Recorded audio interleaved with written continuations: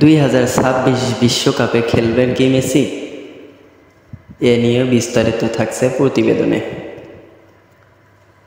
কাতার বিশ্বকাপের পর থেকেই চলছে লিওনেল মেসির অবসর নিয়ে জল্পনা কল্পনা। বয়স আর ফিটনেস বিবেচনায় অনেকেই 2026 বিশ্বকাপে মেসিকে দেখছেন না।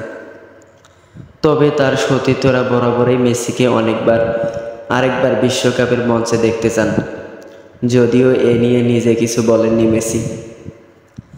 আর্জেন্টাইন এই তারকা আগামী বিশ্বকাপে খেলা নিয়ে এবার কথা বলেছেন ম্যাকঅ্যালিস্টার। তিনি বলেছেন, আপনি যদি আমার ভাবনা জানতে চান, হ্যাঁ, আমি মনে করি সে সেখানে 2026 বিশ্বকাপে থাকবে।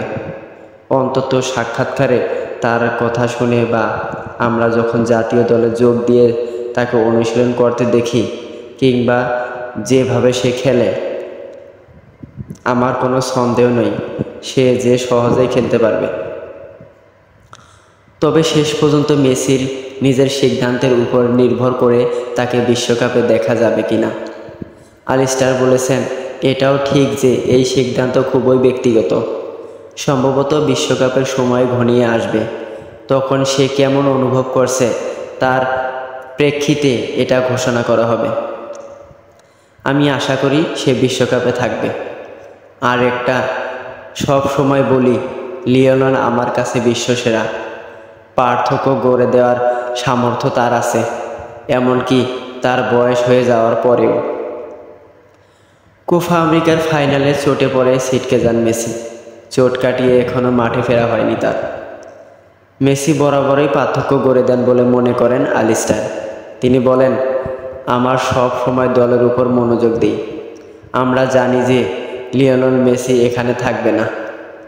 আমাদের এখন আরও শক্তিশালী হতে হবে, কারণ কোনো কিছু ভুল হলে যে খেলোয়াড়টি আমাদের বাঁচাতে পারেন তিনি থাকবেন না। আমরা জানি যে লিওনেল মেসি থাকলে প্রতিপক্ষ কিছুটা ভীত থাকে, এটা স্বাভাবিক।